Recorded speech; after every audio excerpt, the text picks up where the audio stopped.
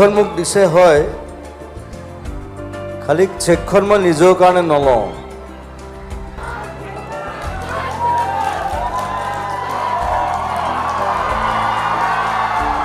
আমাৰ যিটো কলাগুৰু artist foundation আছে, য'ৰ পৰা আমি মানুহক সহায় কৰোঁ, এই চেকখন তাত দি দিলে হ'ল, যাতে আমি 4জন 5জন 10জন মানুহক সহায় কৰোঁ।